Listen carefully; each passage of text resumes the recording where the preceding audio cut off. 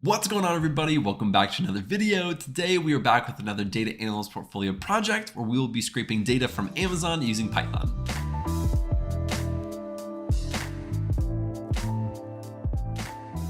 Now you may be asking, do I need to know web scraping to become a data analyst? And the answer is no, you absolutely don't need to know it, but it is a very cool skill to learn. And in fact, I have used it in my job in the past. And so it is useful, but you really don't need to know it. Something that it is used for is kind of creating your own data sets. And we're going to be looking at one where you can create your own data set today. But there are a lot of other uses for web scraping, and I'm sure I'll talk a little bit more about that while we're actually walking through the project. One last thing I want to say before we get started is that this is most likely an intermediate project. So if you are just now learning the basics of Python, this might be a little bit challenging for you. But I still recommend going through it because I will do my best to walk through everything, every single step of the way and kind of explain all of the concepts. And so you can still learn something even if you aren't super good at Python right now. With that being said, let's jump over to my screen and get started on the project. All right, so we are going to get started. And if you didn't watch the last project, I had people download Anaconda. We use Jupyter notebooks, and I'll show you how to get to that in just a second. But I'll leave this link in the description if you haven't done that already and you're just doing this project. But you'll download Anaconda, download it super easy. And you're going to open up Jupyter Notebooks. I'll launch it right now. I already have it open, but I'll open up another one just for, the purposes of demonstration. What we are going to do today and what people voted on, I mean, there was like 8,000 people that voted in the poll that I made of what data you wanted me to scrape. There was like Amazon, cryptocurrency, weather, something else, I don't remember. Overwhelmingly, I mean, like 70% of people, maybe even 80%, don't fact check me on that, voted for Amazon. And so I'm going to do it. Now, there are many things that you can scrape off of Amazon, just a ton of stuff. And I'm going to show you how to do it. I'm going to show you how to make it useful, how to make a data set. And it's going to be really interesting, but there are lots of other ways to do this. And so I think, and I have already kind of created it, I'm going to show you how to do it off of this page when you're actually in an item and you can scrape, basically anything in here. And I'll show you how to do that. Another thing that is a little bit more advanced, and that's why this first video is starting off, I think, on the more easy side. It's not easy, but it's easier. The next video that I'm going to make is how to actually do basically do multiple items, right? So this item, this item, this item, this item, and then traverse through the different pages. So there's 20 pages. You want all of that data. How do you get all of that? That'll be the next project. I don't know when I plan on doing that. I have it like 90% of the way done, but I had this one completed. And so I wanted to get that out to you guys now, but that'll probably be the next project. I think that is much more difficult. And so if you can understand this one and you get it and you understand it, then the next project you should be able to understand too. Is just a little bit more complicated. So with that being said, we are going to actually get into the project. I'm going to delete one of these. All we're going to do is go to new, do Python 3. It'll open up a new one. We'll call this Amazon Web Scraper project. That's what we'll call it. Did I spell it right? Perfect. The first thing that we need to do, or that we should do, is upload or import our libraries. So I'm going to say import. Oops, what am I doing? It's off to a terrible start. There we go. Import libraries. Now, I'm not going to write out all the libraries. I have some things that I'm going to be copying and pasting throughout this. There's only a few things that I'm copying and pasting. You can take a quick glance. Some of the things that I just don't want to waste time on, because this could be a long video. I don't know. I don't want to waste time on stuff like this. And so, I'm just going to copy and paste it. You guys are there will be a link below if you haven't clicked it already that will go to the GitHub page where you can literally have all of this code already written. I do recommend writing it all yourself because you will learn it much better, I promise, because then you'll make mistakes and you'll figure it out and all that good stuff.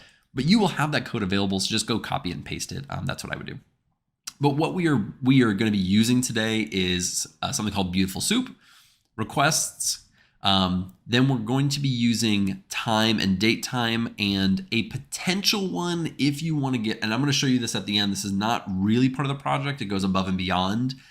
But this library right here is for sending emails to yourself. And I'll show you how you can use it if you want to. I already have the whole code written out. You can just steal it and try it out yourself and see if you can get it to work. But this one is not as important. I'll put it down here. So let's move on. Now, one thing I want to say before we get too into it is that, well, give me a second, is that right here in front of me is a different laptop. Now, it took me a solid, I would say, 10 hours or so to write all of this. It took over the course of like 2 weeks in my free time. I'd pick it up. It took me a solid, 2 weeks on and off, an hour here, an hour there to finish this project. And I made a ton of mistakes and messed a bunch of things up, and I finally got it to work, after a bunch of revisions. That's typically how things go when I do projects. And so I'm about to give you a streamlined version of this because I have all the code right down here. And so I'm going to be glancing at this a lot just so I don't make this video 20 hours of trying to remember all the code off the top of my head. I have it written out already. I already did the project. It works. It's beautiful. It's a good project. So I don't want to waste your time. And I just want you to know that, nobody should be able to do this off the top of their head in an hour. Most people won't. It takes time. You make mistakes. But let's get started on the project. Now, in this, what we're going to have to do is we are going to have to tell Beautiful Soup and Requests where we are actually getting this data from. What website, what is our computer, some information from our computer. I'm going to, again, there's going to be a little copying and pasting in here because you will never, ever need to know this. But right here, we're going to basically connect to the website. So I'm just going to say connect to website. And we're going to say URL is equal to, and let's go get our URL. So we have this right here. So literally just go up here, do, Control A, copy that. Oops, that's the actual project. Get rid of that. Paste it in here, and that is our URL. We will use that in just a second. What am I doing? Let me just get some room here. And then what we're going to need is something called headers. Now, again, you will never, ever need to know this. So I'm just going to say headers. What I'm going to do is I'm going to copy this. I'm going to show you how to get this really quick, but is something called headers. So let me show you how to get this and why you don't need to know any of this. So what this headers is this something called a user agent. You need to do this for your computer. And you can do that by going to this link right here. So I'm going to put this link in the description so that you can go and get that. And there's something right here called the user agent. So all you have to do is copy this just like this, do copy. I'm going to go back here and I'll show you that I'm going to copy it in. It'll be the exact same. So there you go. It's the exact same.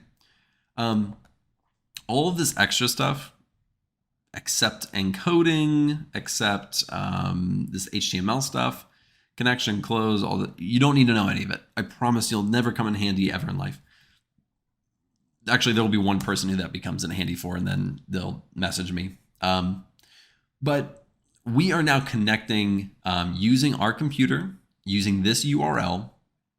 And then what we want to write is we want to write page, and we're going to say equals, and this is where we start using these libraries. So we're going to use requests.get, and we are going to pull in that URL, and we're just going to say headers is equal to our headers right here.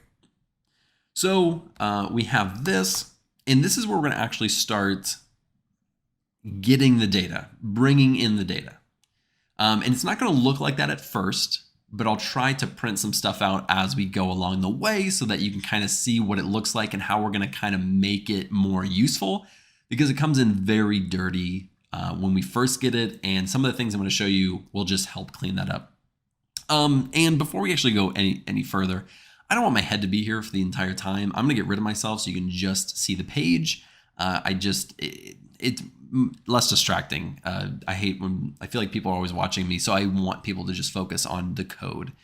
So I will see you in a little bit. Let's get back into it. All right, so what we are going to do is we are actually gonna start using the beautiful soup library.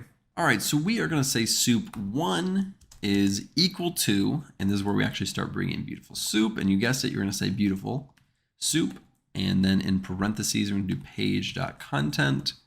And again, these aren't really things that you need to remember or need to memorize. We're just pulling in the content from the page. That's really all we're doing right now. And it comes in as HTML. So we're gonna do HTML.parser.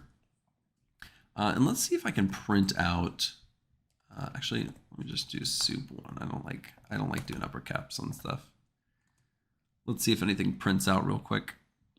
So we are literally pulling in all of the HTML. And let me go show you really quick, because we're going to get to this in a second anyways. If you come here, this is a static page basically written in HTML. If you have never seen HTML before,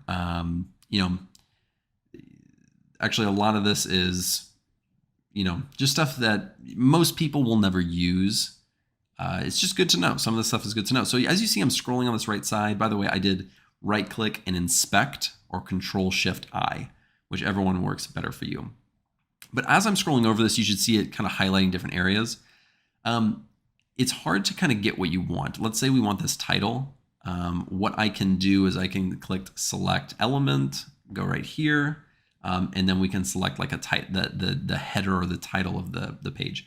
Now, I just wanted to show you though of what we're pulling in. So we're pulling in this doc type HTML. All of this is coming in. So that's what this is right here. This doc type HTML, and we're pulling every single thing in. That is what we're doing right now. So let's go down a little bit. Let's do soup2. We're just going to do a very, an upgrade to soup1 basically. We'll do beautiful soup again. And then we're going to do soup1. So we're pulling in that content again. So that's soup1, and we're going to do .prettify. If you don't know what that is, it is common in a lot of different languages and a lot of different stuff. It just makes things look better. That's really all it is. I don't know why I'm using double quotes. I don't know why you can do single ones if you want. And now let's do beautiful soup 2. And it should just be, it should be better formatted. And let's see if that's true. And it is. So before, if you can tell, it didn't have basically any formatting. It has a little bit of formatting now. It'll help in a second, and you'll see that. But now what we want to do is go back and we want to actually get the data that we want. Now you can get any data you want. I'm going to show you simple things. Really, really easy. In my opinion, it gets more difficult the more complicated stuff you start pulling. And you'll understand that as we go into it. So what I'm going to do is I'm going to select this, and I'm going to select this, the title. I want that. And so if you do span ID, it's equal to product title. So we need to remember that. Class, we don't need to know class, I believe. We're going to be using that ID, this ID equals product title. So that's what we're going to be using. Class will come in the next video when we start looking at these, but not in this one. So let's remember ID equals product title. So let's go back over here.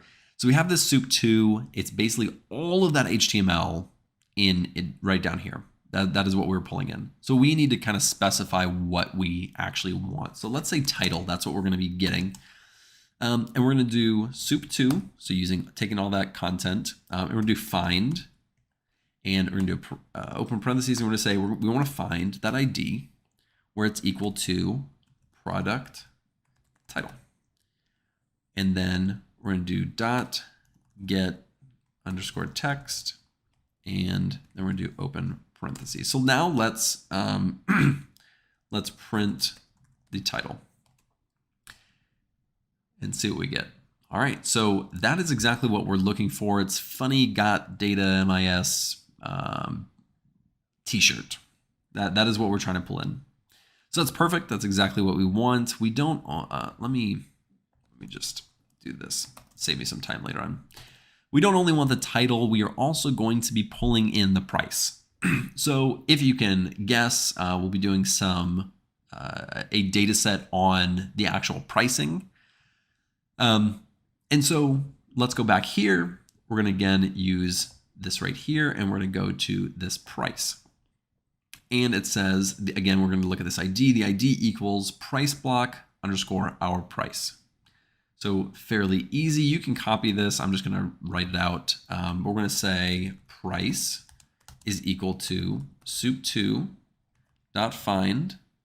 And then it's going to be, again, ID is equal to, and then it's going to be price block underscore our price. Did I spell that right? Excuse me. There we go. And the exact same thing, dot get underscore text, parentheses. And there's a get text, there's a get all, or get all text. So, that get text is a specific thing that we are using. We might use a different one later on, but that is what we have. So now let's print the title and print, why do I have all this? Too much space. So let's print the title and print the price. Now let's see what we get. Okay, so we have our title and we have our price. I mean, I don't know what all this white space is over here, but it looks like there's a lot of white space over here. We'll have to get rid of that in a little bit as we clean it up a little bit. You can, if you want, do things like you can get, and this is up to you. I'm not going to do this right now, but I'm just going to show you how to do it. You can get this where you're pulling in the ratings, which is, if you want to look at like how the ratings over time or what ratings are for specific products, that can be really useful. You can pull basically anything. You can go down to the product details and look at dimensions, anything you want on this page. It is static, so you can go in here and pull anything. You just have to pull it from the HTML, know where you're looking, pull it in. And now when we go back here, excuse me, I'm going to show you now kind of how to use this, right? Because we have this, but how are we going to use it? That's kind of the important part, I think. First thing we need to do is clean this up a little bit, because it just is, if we try to use this, it wouldn't be super useful because it's just a little bit dirty. It's not super clean. So what we want to do is let's start with the price. Why not? We're going to say price dot strip, and that's just going to take basically the junk off of either side. And so let's run that real quick. So this is what we have, but what we can also do is, I don't want that $sign. I just want the numeric value. Later on, we are going to be putting this, and we are going to be creating a process to put this into an Excel file. Again, we're trying to create a data set. I don't want you to have to copy and paste stuff. It's all going to be automated basically to input this data into an Excel file for you, or a CSV file for you. So, think about making it useful in a CSV or in an Excel later on. So what we can do is do a bracket, and we're going to do 1, and then everything after that. So basically it's just going to take everything from the first position onward. So let's run that, and there we go. So let's just say price is equal to price.strip, and pull, just do everything after that first, not value. What am I saying? What's the word for that? I can't remember the word. The first space. That's not the right word, but all right, let's do the title. This is basically going to be the exact same thing. Super easy. So we're just going to do title.strip and open parentheses. And we can, if you want to do this exact same thing. So now we have it. It's a little bit cleaner. So this is what it originally looked like, and now this is what it looks like. So, nothing super crazy, but, something interesting to know. Now, we are about to, in the very next part, what we are going to do, and let me just add a few of these because it makes me feel better. What we are about to do is we're going to create our CSV to insert this data into the CSV. And then later on, what I'm going to do is show you kind of how to automate this process to pull this data to create a data set, right? Just pulling this one time and putting it into a CSV really doesn't do anything. You can just copy and paste that and save yourself a lot of time.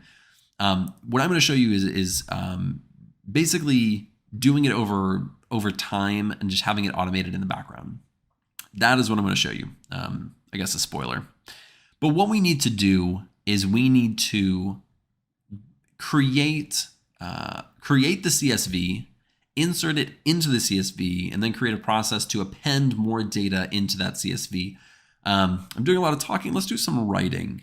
So what we need to do is we're going to use, I should have done this at the top. Maybe I'll go back and add that later on. We're going to do import CSV. Now, in a CSV, what you want is you want headers and then you want the data, right? So for our headers, and we're going to call it header, we're going to do a bracket, and let's make the first one a title, because that's going to be, we can call it title, you can call it product, whatever you want. I'm just going to call it, because I've been using title, I'm going to call it title. And then we'll also have price. Now we need our data. So I'm going to say data is equal to, now this is important. Right now, how our data is, and I can do this right here. We're going to do type title, or no, let's do type price. So these are strings, and that's important to know. Again, I don't want to get too much into dictionaries and arrays and lists and strings and all these things, but this is a string, and you can't put that. Right now, it's not super usable. What we're going to do is make this a list. And so I'm doing an open bracket, and I'm going to say our data is title, comma, price. Oops. Price. Now, oops. If I do type, of data, I'll just run that. It's a list now. And this is important because you can run into a lot of issues with this stuff. It's really important to remember what type, how do I say this? How your data is. Is it a list? Is it an array? Is it a dictionary? What is it? These things are important. They do play a big impact, especially with this type of stuff. So just wanted to show you that really quick. But what we are now going to do is create a CSV. You're going to create an Excel. I call it an Excel CSV, whatever you want to call it. So what we are going to do is we are going to say with, and we're going to say open, and now we're going to name our file. You can name this whatever you want. I'm going to call it Amazon Web Scraper Dataset. That's real long, .csv. And then we're going to do underscore W, and that means write. Oh, whoops, that's not right. Just like I was wondering why that was in black. So we're going to do W, which means write, and then we're going to do new line. And if you don't know what new line is, all that does is when we insert the data, it doesn't have a space in between each CSV. And then we are going to do encoding is equal to UTF-8. And that is it. And we'll just say as, let's do F. So some of that stuff you don't need to know. Some of it's useful. This W definitely need to know. This new line is good to know. And I'll take it. I might take it out just to show you what it actually does, because it's annoying if you don't have it, I promise. But that new line is important. This encoding, good to know. I think that's by default is it's like that. Anyways, what we're going to do now is we're going to, it's something within the CSV, library. So we're going to do something called CSV writer and CSV.writer. And we're going to do open parentheses, and that is that. And we'll just call that writer. And then we'll do, this is where we need to actually create the header. So we're going to do writer is writer dot write row. And this is just for the initial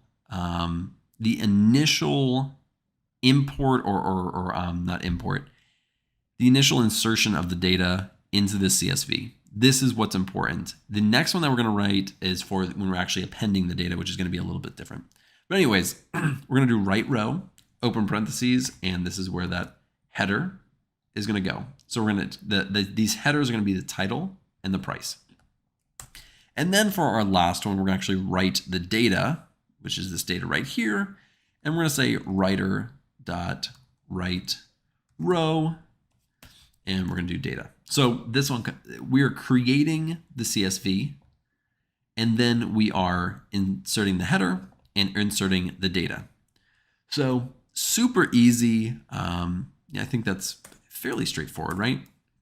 Now let's do this and let's see what happens. So I just ran it. Let's go over here, in here somewhere, Amazon Web Scraper dataset. Let's open that up. And there we go. Oh, geez. This isn't good. Can't verify my my subscription. Why does it say $6.99? I'm going to go back and look, but I think I know the issue. But this is exactly what we want. Now, of course, we want more data and maybe a little bit more useful data. And I'll show you how to get that in just a second. But we just created that out of thin air. That was not, I didn't have that saved before. So we have this data set, and the issue is that I ran this multiple times. So now it's $6.99. If I do it again, it's $99. And if I did it again, it gets rid of everything. So I'm just going to run this again, now everything's back to normal. Okay. So now if we run this, it's going to overwrite this Amazon Web Scraper dataset.csv, and it will put the data in properly. So there we go. Oh, geez. Guys, this is embarrassing. I'm embarrassed. No, I don't want this. Okay, perfect. Yeah, guys, if you can't tell, I'm in need of some. I'm in need of some help here. But I'm just kidding. I'm doing fine.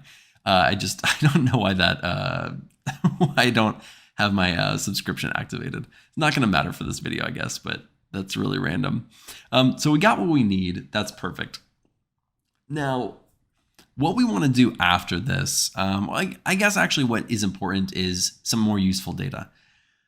Something that I like to do a lot when I do this type of stuff is I like to have some type of date stamp or some type of time stamp to know when I collected this data. It usually comes in handy later on.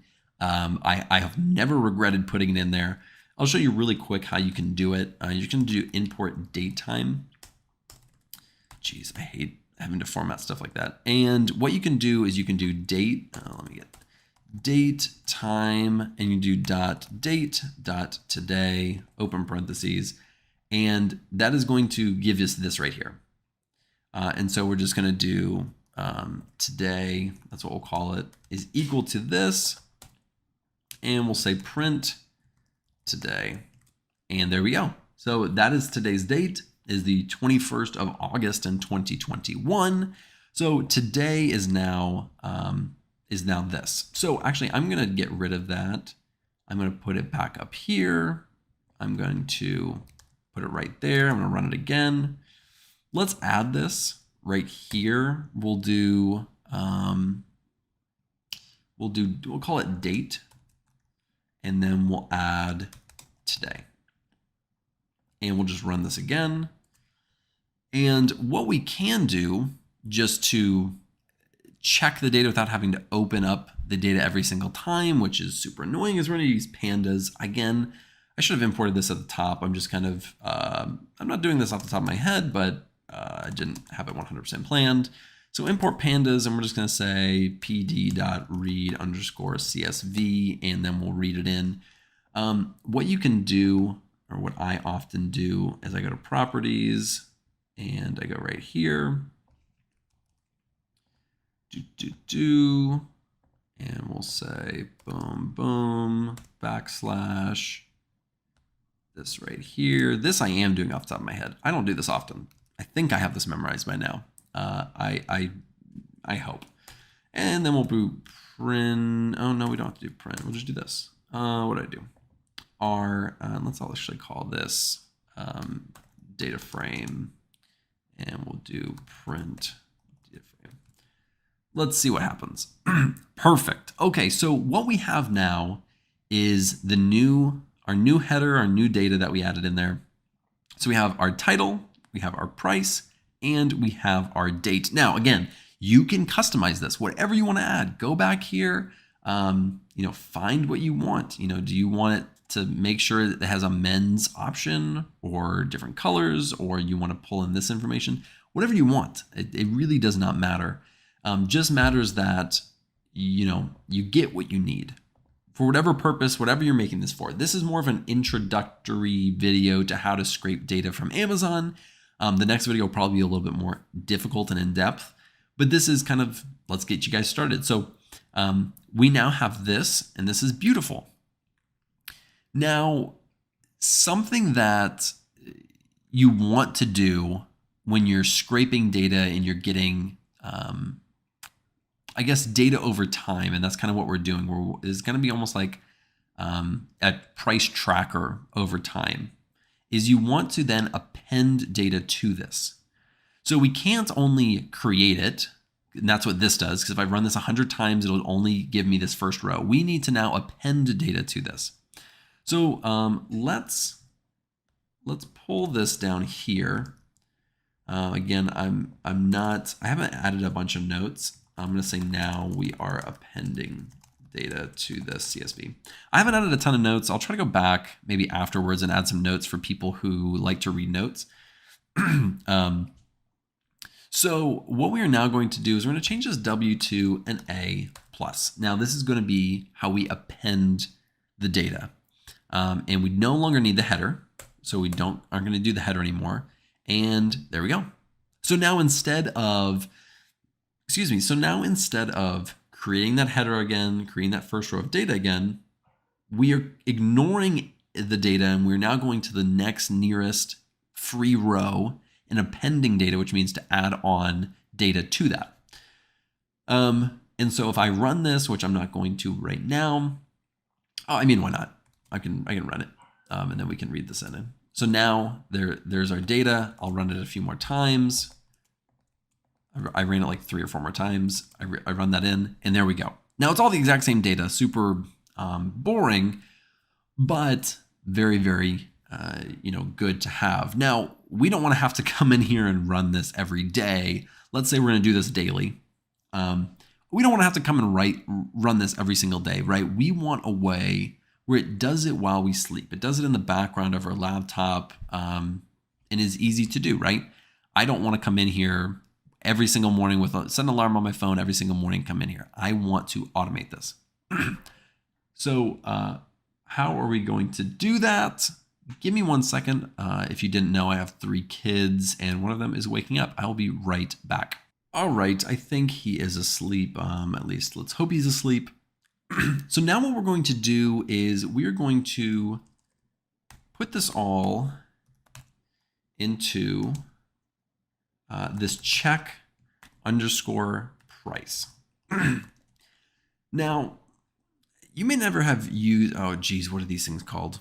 Oh my gosh, super used all the time. You'll know what it is. Not a function. I don't even remember what it's called. Maybe there's a function. I can't think. I'm having like writer's block or whatever that is. We're going to put it all in here, and then we're going to be able to use this price check later because we want to be able to automate this. So let's go back all the way up here. We are going to use this. So let's copy all of that in. And, oh geez, I hate this. All right, everything just like that. So this pulls in our data. Pulls in, pulls in all of our data down to the title and the price. We want to make it look right. So we're going to put it right here. So now we have it formatted properly. We want to add our date time. Do it just like that. I don't know if there's a better, I'm sure there's a better way to do this. Then we need this right here. And just like that, like that. So now we have our header and our data. And then we want to pull this in right here. Boom, boom, boom. Okay. So everything that we just wrote out, we are now putting into this check price. You can call it whatever you want. Doesn't matter. But let's run that, see if we get any errors. We don't. So this is now good to go, basically. What we are going to use this for, and what this is going to do is we are going to put this on a timer. You know, have you ever wanted to like check something once a day, once every 10 seconds, once a minute, whatever you want, and you don't want to have to actually pull up your phone and look at it? This is how we are going to do that. So we had something called, let's see, time, this library time right here. That's what we're going to use right now. So we're going to say while true, and go like this, do a colon. We're going to say check underscore price. That's what we just wrote out. And we're going to do time.sleep.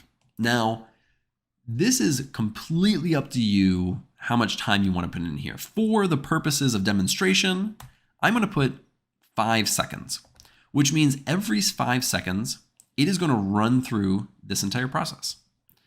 And so let's run this really quick. And I'm going to run it for, let's say 30 seconds. And then I'm going to pull this in right here.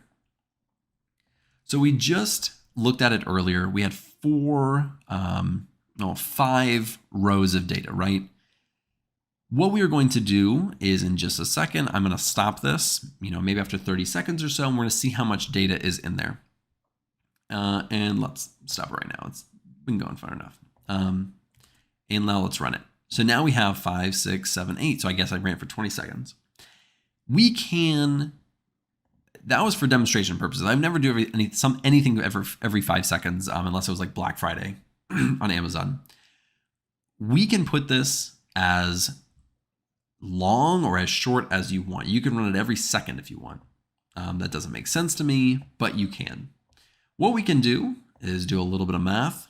And I don't know this off the top of my head, so I'm going to do the math with you live. Pretty exciting stuff. Got the calculator out. So there are 60 seconds in a minute. And this goes by seconds, by the way. And you could do, you can do some string up here of calculating this, but I'm just going to put in the number because it's easier. Maybe not easier. I'm just going to do it. There's 60 seconds in a minute. There are 60 minutes in an hour. So that's 1 hour.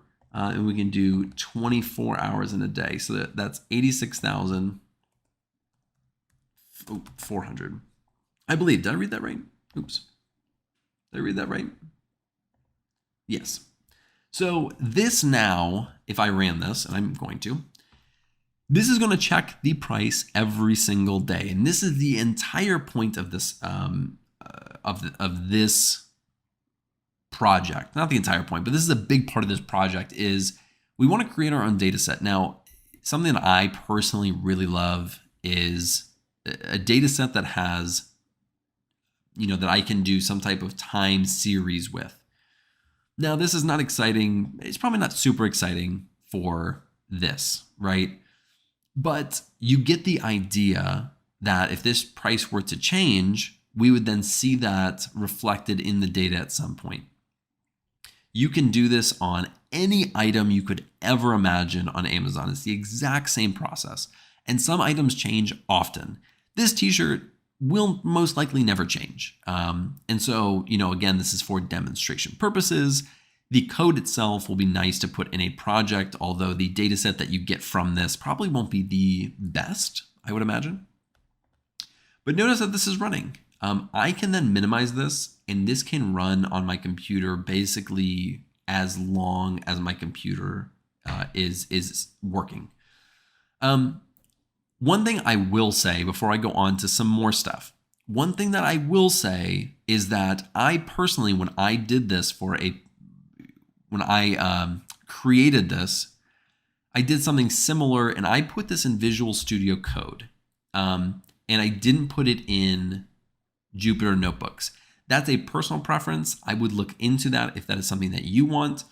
I think Visual Studio Code is a little bit easier for automating these types of tasks. But for illustrative purposes and for demonstration purposes, you cannot beat Jupyter Notebooks. That's why I did it. So with all that being said, that is basically the end of the project. Now, I'm not going to stop this and read it again, but you get the point. We now have a data set that, oh geez, all this again, that now has data. I'm getting out of here. Oh geez, it's hounding me. Let me get out of here. Oh no.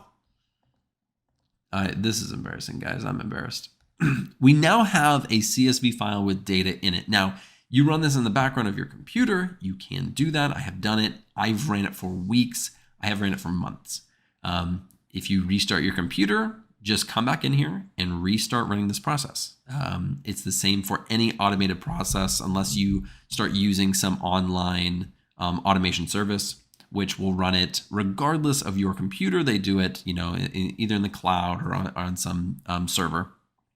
So, this is a really good option. Again, if you restart your computer or something happens, you lose connection, just come in here, run this through the script again, except for the one where it deletes all your data. Don't run that one again. Only run that one time.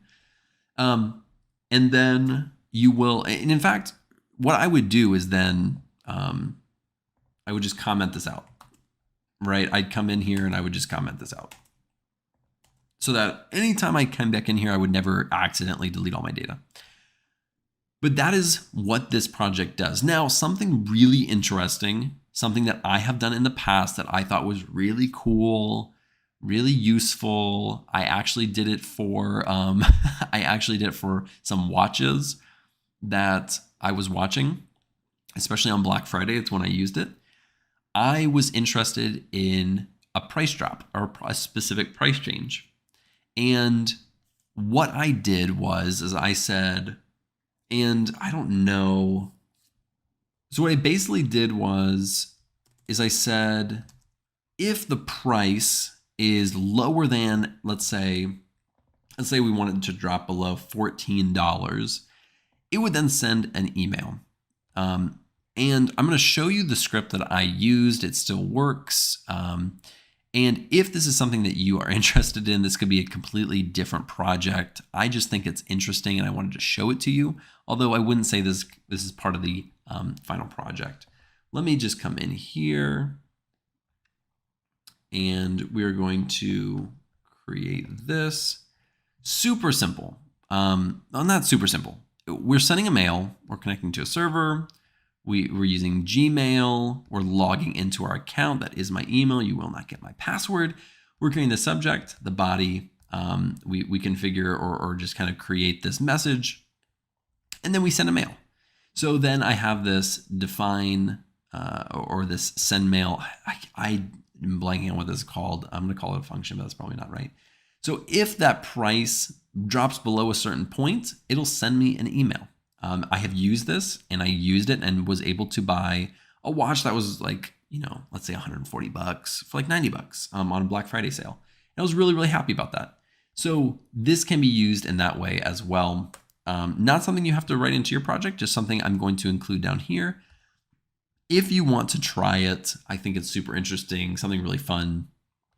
Really fun to mess around with. I enjoyed this. So with that being said, this is the project. In the next one, and I promise you, this one is probably going to get a lot more difficult. If you thought this one was easy, which I hope you do, then that means you're pretty good at Python.